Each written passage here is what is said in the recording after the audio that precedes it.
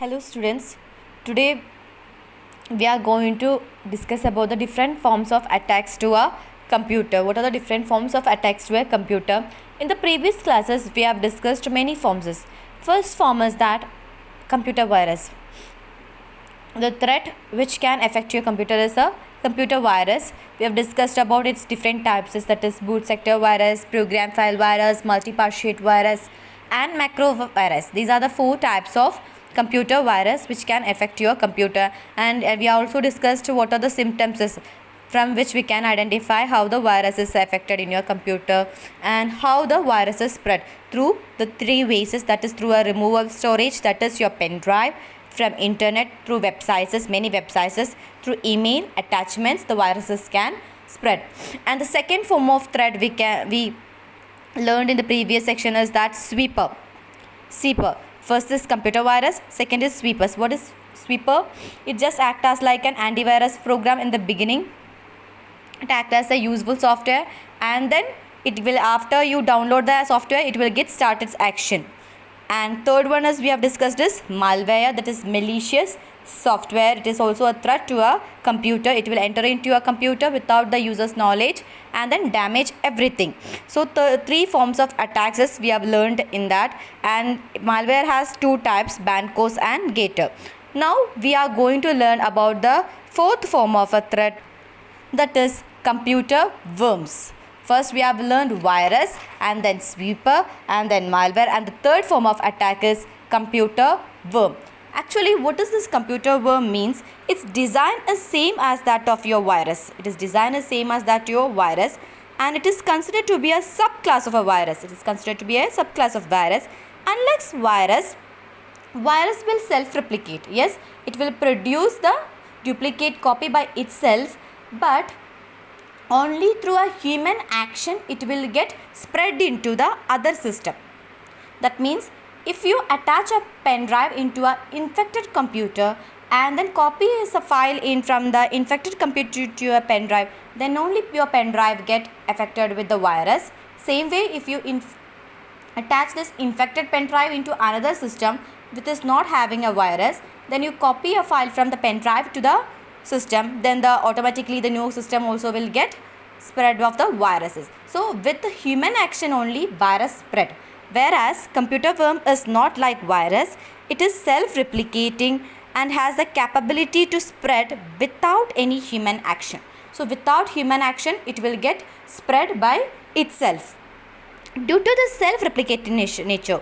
So due to this self-reproducing nature, it has a high consumption of system memory. It uses a lot of system memory or network bandwidth, causing your web server, network server and individual computers to stop responding. So it will stop responding because your memory get filled.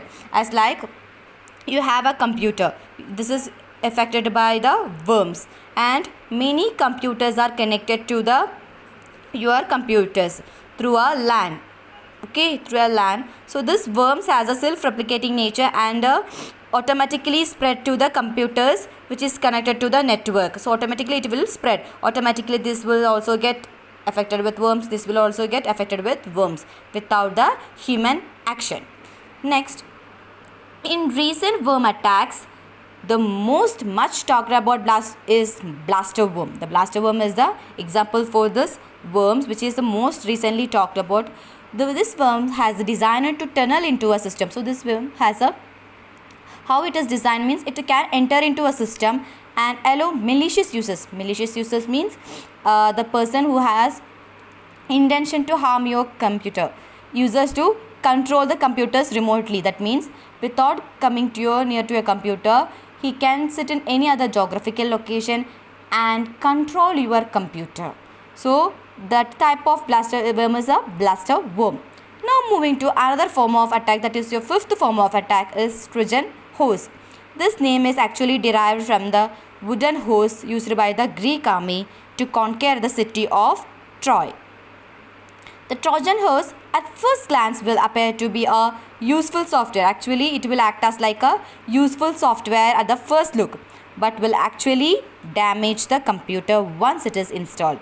But by saying that, oh, this is a useful software, when you download and install this software into a computer. Then it will start its action. Then it will start to damage the computer. Users on the receiving end of a Trojan horse are usually tricked into opening them. So we are tricked to open them. So they will trick you. Please open this. Your system has an antivirus. Your system has a virus. So please click on this to clear the viruses. So it will trick you like this. Trojans have different behavior once they gain access into system. So once they get installed and get access to your system, it has a different behavior, such as it will add silly desktop icons to your desktop. So it will add many desktop icons to your desktop.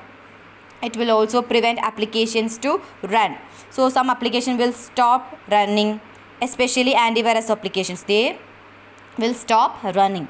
Trojans are also known to create a backdoor. What is this backdoor? Usually your guest will enter through your front door. Yes, who the person will enter through a back door without your permission? Thief. A thief will enter into your home or the back through a back door without your permission. Same way, Trojans will create a back door for the malicious user to enter into your system without your permission and to gain confidential or personal information. That is, it will create a backdoor in your computer that give an easy and unauthorized access. Unauthorized access means without the user's permission. It will give access to the malicious users. Malicious users, thus allowing your confidential or personal information to be accessed. Unlike virus or worms, Trojans do not reproduce by infecting other files, nor do they self-replicate. So what is the mean by this? It will not reproduce by infecting other files. It will not reproduce by infecting other files, nor do they create duplicate by themselves. It require human action to run. It require a human action to run. And the sixth form of attack is spyware. So we have learned now at all computer virus. The different forms of attacks are computer virus, sweeper, malware, computer worms, Trojan horse, and the sixth form is spyware. That is, spy means if suppose someone is saying that he is spying at you. What does it mean by that? He is spying at you. It means that he is monitoring all your activities, all your actions. He is monitoring all your activities and actions without your concern. So you might not be known, that is, he is spying at you. So that is known as spyware. It is a short form of software. Spyware is a type of malicious software that gains entry into a system and monitors the user activity without his knowledge. See, it is just spying your system. It will gain entry into your system and will monitor all the activity of a user without his knowledge, and then reveals this collected information to a third party. So it will give the collected information to a third party, as like terrorist. Think about a terrorist. The terrorist requires a person's detail for monetary gains, to get your bank accounts details for getting money, or some people's needs your data so that they can take SIM card and use that SIM card for any purposes. So when an inquiry comes, where it will see that whose SIM is that, so automatically you will be get in trouble. So many things are there. Data are very important. So there may be people who requires data, who are interested in others' data. So what is the spyware's duty is, it will gain entry into a system and monitors all the activities, all your user activities without your knowledge, and then gives this information into a third party, that is third party.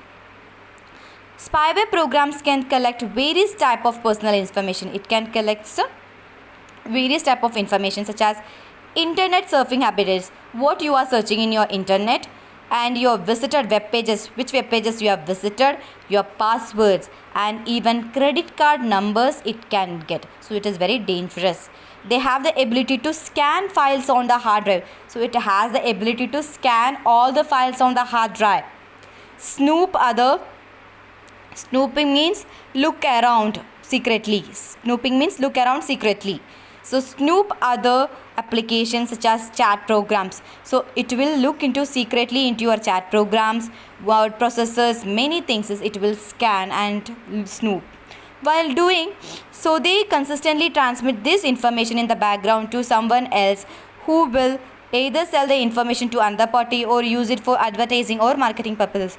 Why they are snooping or scanning your files in the hard drive means it will give all the scanned files into the some persons. So there will be some persons who require this information. So this spyware will scan and snoop all your chat programs, searching habits and all your details, and then transmit this information in the background to the someone who require this information to sell the information to another party or use it for advertising or marketing purpose. So it will sell all your information to some parties for their beneficiary needs. Sometimes they also changes the computer setting. It can also changes your computer settings, which result in slow connection of speed and wrong functionality of other programs. So it will affect to the speed also of your computer, and it will also work in a wrong manner. It will affect your programs also. So these are the 6 type of attacks to a computer. That is, these are the 6 type of threats which can affect your computer. That is computer virus, sweeper, malware, computer worms, Trojan horse and spyware. Thank you.